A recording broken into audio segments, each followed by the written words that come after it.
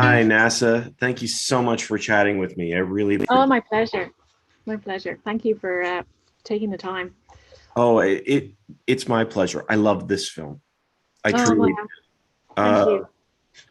it is an amazing story of an incredible place. Like honestly, this feels like the type of story you would get from a fictional story in some ways.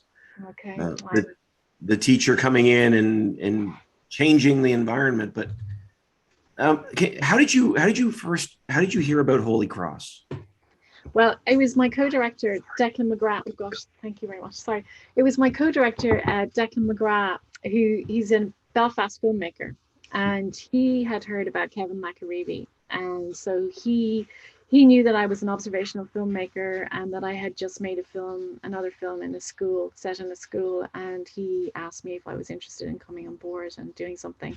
And I immediately jumped at the opportunity because the last film, School Life, that David and I made together was about like the power of visionary teachers and how they could change their wards' lives. And what attracted me to this was A, the philosophy, and B, that this was a state school, it wasn't a private school. And so I thought, if they can do it here, they can do it anywhere. So it was that really attracted me. Yeah, it's a remarkable place. Like you really sense the care, the genuine care on behalf of the entire staff, not just Mr. McAreevy, but Yeah. the entire school. Yeah. What was it that struck you most about the place? I think it was that sense of community and the strength of that community. And I think, given the history of Ardoyne, Ardoyne never really benefited financially after the peace process because it's in North Belfast. It's a Catholic enclave and it's surrounded by like loyalist communities. And so they've always had to rely on themselves to do it for themselves. And they have such a strong sense of community there. So I think that's what impressed me the most is just how tight they all were and how dedicated they were to changing these kids' lives. Yeah, it's pretty amazing, and there's a heavy emphasis in the school of changing perspectives over changing actions. I was wondering why did you think that was so important?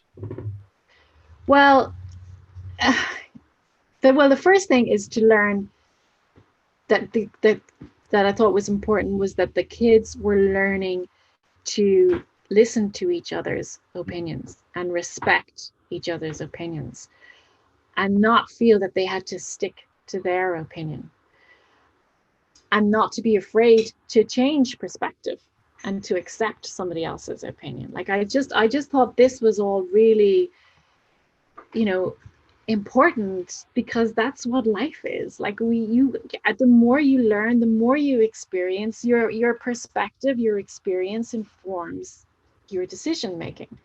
And you can't get stuck in a rut. And here, that's what Kevin was trying to stop. Like, let's not get stuck in the Republican narrative.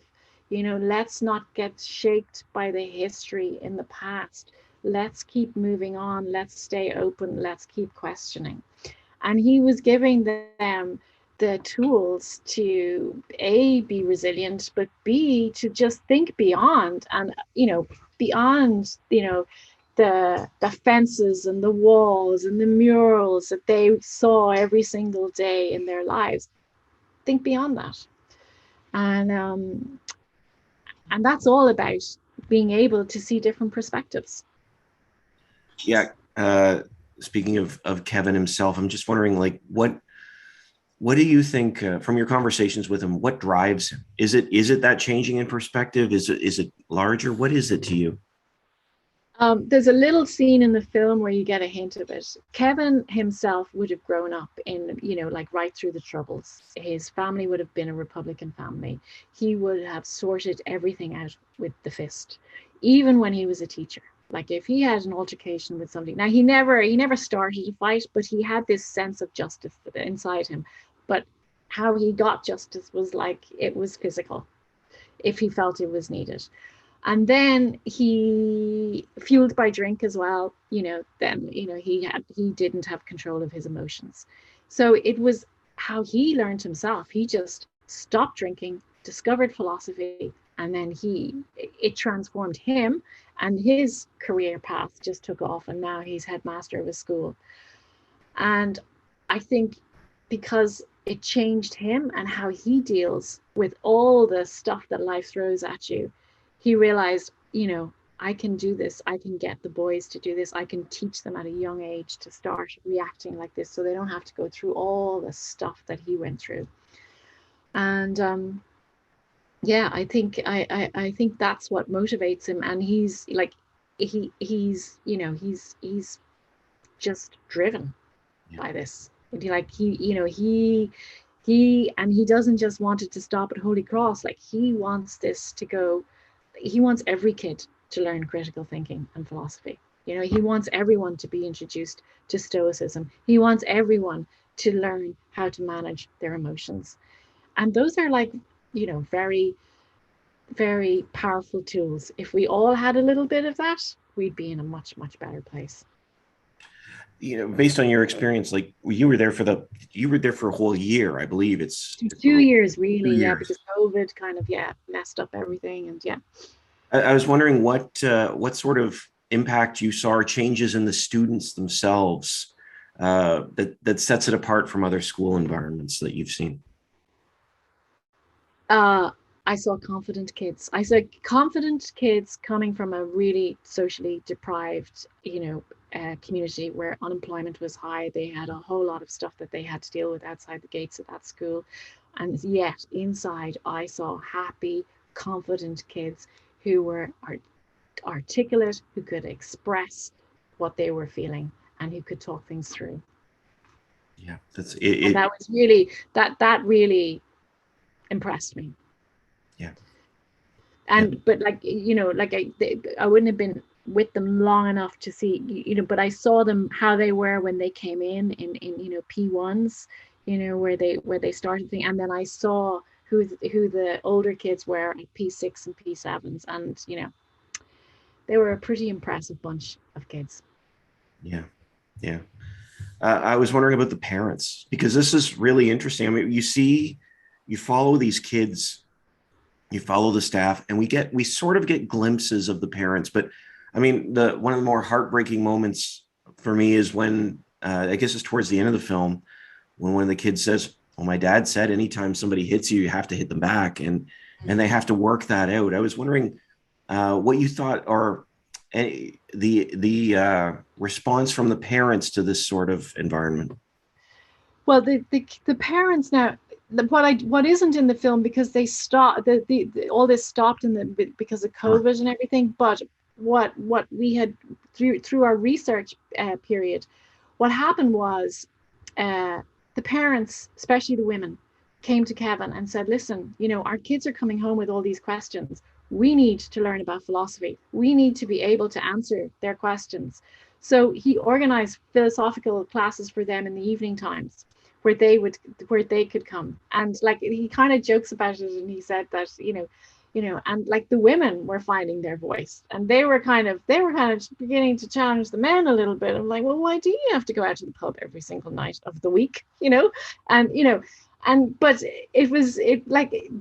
so they were being brought along slowly by their kids, and also by these classes that Kevin had organized in the evening times. But unfortunately, when we were filming, all that had just stopped because of the whole COVID thing, and there was no after school stuff going on. So a lot of the activities that would normally have happened weren't there. But so the parents, I think, were really impressed by the questions their kids were coming home with, and by seeing like how those kids resolved issues. Like, you see a little bit of it, like with the philosophy board that's outside Kevin's office. When children got into altercations, they were sent to the headmaster's office. And what happened there was they were told, go to the philosophy board and answer 3 questions: what happened, what should have happened, and where do you go from now? And they were left to themselves to do that. and by having to pause, you saw hysterical kids like arrive. He did this and he did that, blah, blah. And then by having to like sit in front of this board and calm down and start asking these questions and start going, well, why did I get really angry about that? And why, like God, like I saw one child like going like, you're my best friend. I don't understand why I was so angry about all this, and you can see them and trying to come to grips like, what was my trigger? What set me off doing that? And then by the end of this whole experience, like they're friends again. And the parents, they hear about these things and they are impressed by how the kids are beginning to deal with very emotional things. And I think maybe sometimes the parents might learn a little bit from the kids as well, because some of the parents, they haven't had that kind of instruction. They haven't had that lesson where you've got to step back and look at like, well, what's really going on here? Like, why am I really having this kind of fight? Why am I really angry about this? Or why am I so anxious, or whatever? Just they haven't been showed the way how to check in on their emotions. And a lot of those parents would have been dealing, some of them would have been Holy Cross girls' kids, they would have had to go through all the stuff that happened there. They're suffering from post-traumatic stress disorder. And, that brings a lot of problems. So I think that the parents, I know that there's a waiting list to get into the school. I think every parent in that area wants to try and get their kid into that school because they really respect what the school are doing. That's amazing. And actually, there's that great scene where Mr. McArevey he goes to their house. He's sitting with the mom and the two kids, and I'm like, oh, this is really interesting. Like, it's sort of on the ground now. Yeah. Well, that happened because we came back after Christmas, and 5 kids had committed suicide over the Christmas period. One as young as 11. Right now, they wasn't from Holy Cross, but an ex-student of Holy Cross, which you see a little bit of the funeral that happens. He was an ex-student of Holy Cross boys, and Kevin was really affected by that. Like he just couldn't believe. And then when they realized that, I think in the film he says 20, but actually the number was 27 of their past pupils had committed suicide since he had started. So that's a very, very high number. And he was going like, this because people aren't talking anymore. This is because, everybody's just disappearing into their screens. This is conversation has stopped at home. The kids go home, they go up and play Fortnite, the parents or whatever on their phone. And he was like, I have got to get people talking again. People have got to check in with each other. And that's where he started to try and reach out and go to some of the parents' houses. Wow, that's amazing. And speaking to me, like I have 2 kids of my own, and I'm like, oh yeah, that's absolutely. You mentioned too about the coronavirus and how that upsetted, or how certainly it disrupted everything, but disrupted the family. I was wondering, on the return, you see them pull down the shades. It's so sad, such a dark moment. But when they raised them up again, I was wondering what were the greatest fear that the staff had going back in with the students returning? I think the thing that upset them most was because they realized that the kids had fallen behind. Educationally wise, that was the thing. They didn't. There was no fear for themselves. Like they were really quite committed staff. And that was their biggest thing. The kids have fallen behind. How are we going to catch up? Because they had done all the online classes, but like it's just, it's impossible. Like some people didn't even have computers in their classes, like, or in their home. There was, the school was trying to give out, iPads and stuff where they could. And so that was their biggest thing. They were just devastated by how far the kids had fallen behind. Academic. For sure. Yeah. One of the things I love about the film too is it's not just about a school. It's very much like a film. It feels like a film very much about Belfast and about the area, because you show clips of the violence and all of these things. And even there's that one scene where the kids are watching the film footage there. Yeah. But the film is also very hopeful. So I was wondering to you, based on what you've seen, what do you think hope looks like for that area? Um, I think hope looks like those kids. Mm. I think what they're doing in Holy Cross is quite incredible. Um, I mean, they're the next generation. Hopefully they can change things, and if this kind of ripples out and has an effect, like maybe it'll bring other people on board, people from other different loyalties, maybe they'll see the value of critical thinking and philosophy if they, I mean, I certainly know that people have taken note that this school performs well academically, but it's a bigger thing than that. It's a much bigger thing. I think things are on a knife edge at the moment in Northern Ireland, with Brexit and the threats now of Article 16 being invoked. There are rumblings all over again, and there's such polarization happening all over again. So I hope that people might take the idea of teaching critical thinking very seriously now, for all sides, so that they don't fall back into the same old kind of uh, archetypal images of each other. Because there's no time for that. I guess the hope is that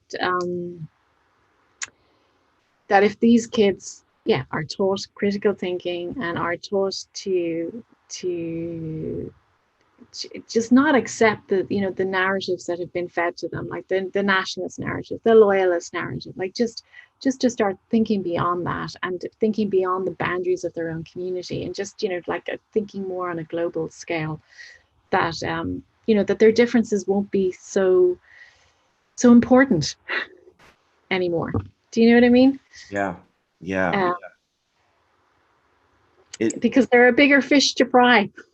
you know More than freaking borders. We've got climate change happening, guys. We've got to pull together as humanity, and just we have a hell of a lot bigger problems out there coming down the line that our kids are going to have to be resilient and have to face and have to cope with. you yeah. know and it I, won't really matter what feckin' flag is hanging. They're all going to be facing the same problems. So yeah, I think that's the hope. Yeah. absolutely. I know we're getting short on time. I just wanted to ask you, you said you spent 2 years in this, well, sort of in this school. There's Yeah. COVID in there, Yeah. but I was wondering how your time with them, how a film like this impacts you, you personally as a filmmaker. I have to say, I have nothing but respect for that community. I loved the people there. They were just the warmest people. They would share their last crumb with you. I was, I was really impressed by them. And it's not like, as an outsider, I would like always have thought, oh, Ardoyne, like, oh my God, that's a really troubled area. Da, da, da, da. When you go in there and then you meet the people and you see the warmth and you see their sense of community and their determination to just, face whatever's been thrown at them and get on with it and give their kids, the best start in life that they can. That was all really, really, as a filmmaker, I was really, really impressed by that.